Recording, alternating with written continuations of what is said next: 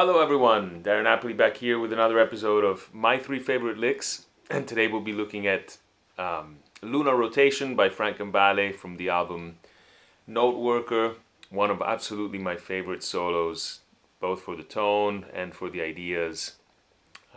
Just an incredible flow. That ability, in my opinion, that Charlie Parker had of really, flowing through changes without losing melody. And just really a sparkling way of playing. So the very first we're going to look at is going to happen on the changes that go from C major to essentially A flat diminished, which is really in reality E7. So it's substituting for an E7. It functions as an E7, but the chord goes to that A flat diminished, right? So from C to A flat diminished. So let's hear it first, slow motion.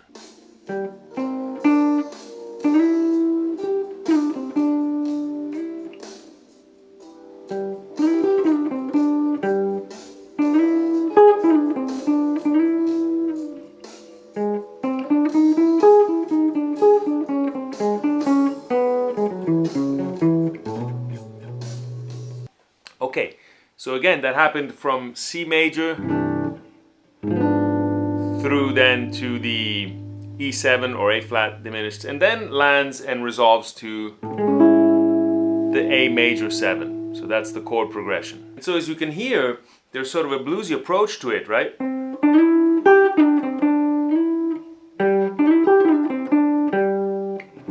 Off of the C, right? And then as soon as it goes to that A flat 7,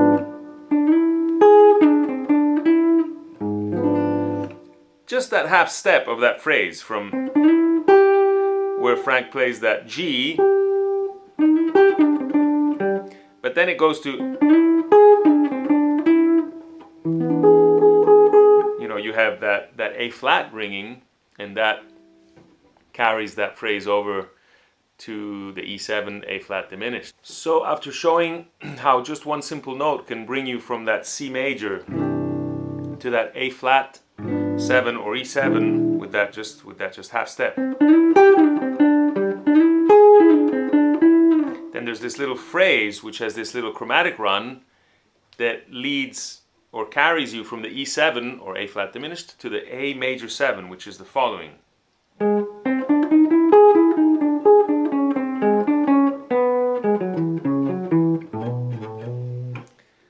So I like to go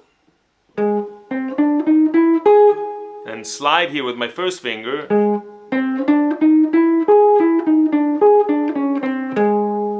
and that connects everything. Once I hit the D note with the first finger,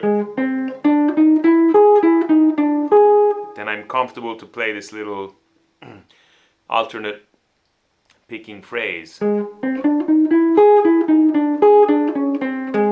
And then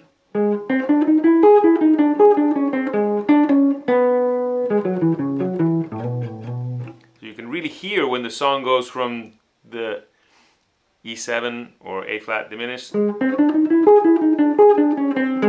then right here to A, finishing here on that B, which is the ninth of A, right? So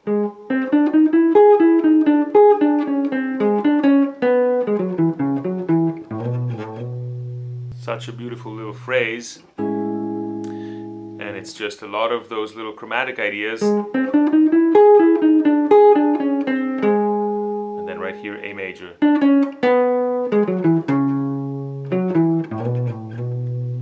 So once again, nice and slow.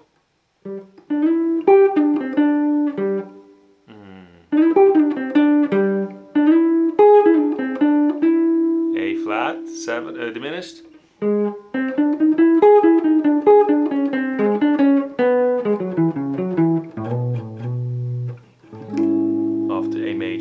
And that concludes our little first lick, so you can really steal that. And every time there's an altered dominant chord, E7 chord moving over to the A major, you can take this little idea. Okay, so the next phrase happens on the G dominant altered, which then leads to C, and it features Frank's signature sweep picking, which some people might like or not, but I think it's got a lot of cool aspects about it. Of course, the technique is, again, as we said, different, but you can really achieve a certain effect that only this technique can really give you. So again, let's first hear it in slow motion.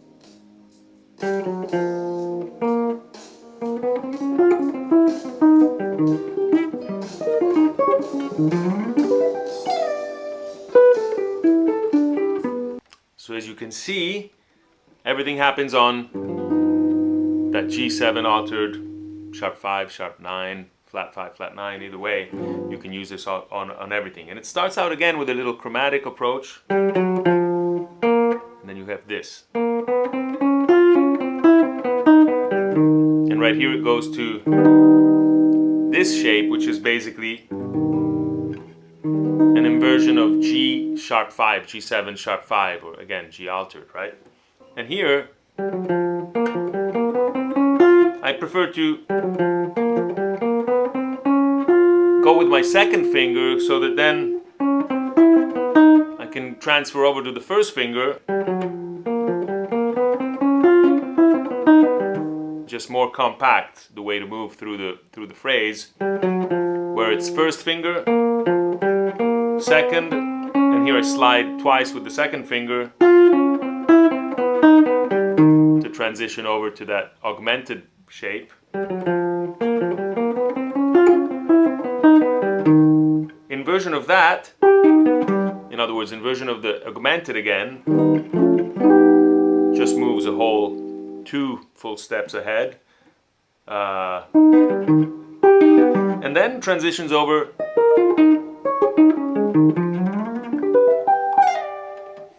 to the sweep part, where it's going from, and Frank uses this a lot, this where you have up, down, up, down, and then repeats that, up, down. And if you look at it, if you look, for example, at this G dominant sharp 9, sharp 5,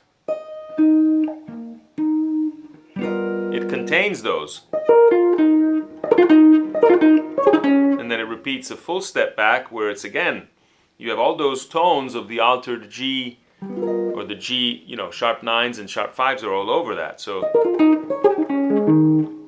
except on the second part, it really continues through, and it adds, the A flat and the E flat. Then you have this slide, because of course, then it goes over to this basically E minor, which is of course part of the C major scale, E minor being the third of C major, right? So you can basically steal from E minor 7 when playing in C major. Here you have, all these are upstrokes, then slide, transition over to E minor, and then this these are all pull-offs that will lead you into the D note, which is the end of that little phrase, and then a little pentatonic at the end.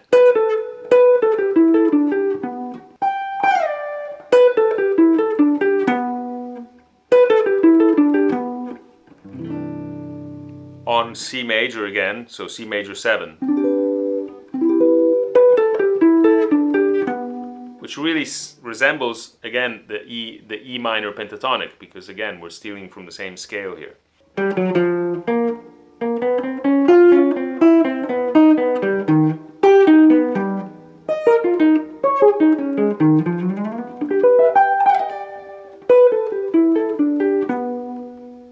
Okay, so for the very last phrase, we're going to go this time from the E altered, or the flat diminished, to A, but this time A minor, or A minor 7. And a lot of the cool stuff, of course, is going to happen in that altered state of the E, the E7 altered, which can also be by its tritone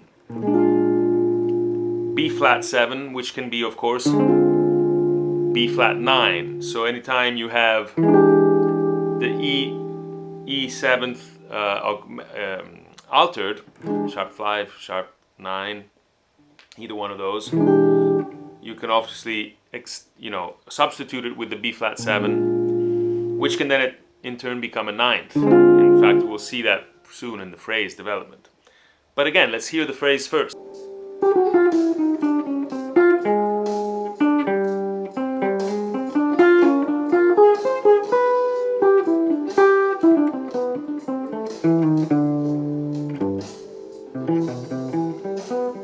Okay, so the phrase really starts with this triplet chromatic, but it starts right here on that G, which is the sharp 9, of course, of E, right? So, and then it ends, highlighting the F and the A flat, which are part of the melodic minor of F melodic minor, which is the superlocution, I guess, of E altered, right? So all these notes have a purpose, right? To highlight those altered tones of that chord, E7 in this case, right? So,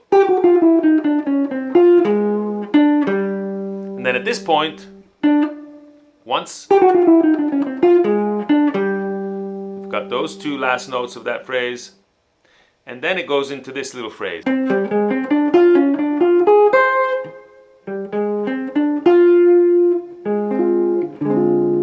Goes into that B flat 9th, as I was saying, right? You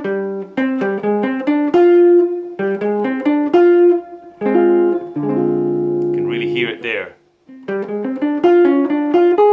And then little half step approach, right? So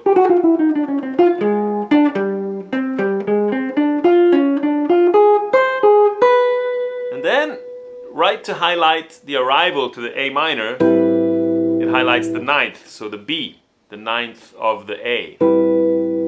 Such a beautiful transition, right? Because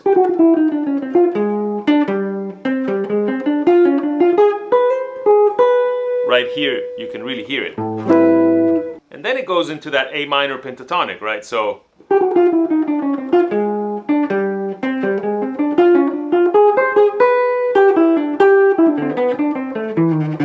and it's a beautiful, I love those triplets because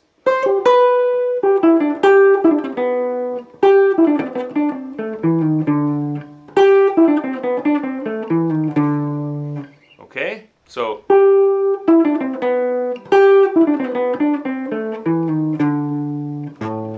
all of this over that A minor 7. So even here, such a beautiful phrase. Nice and slowly again.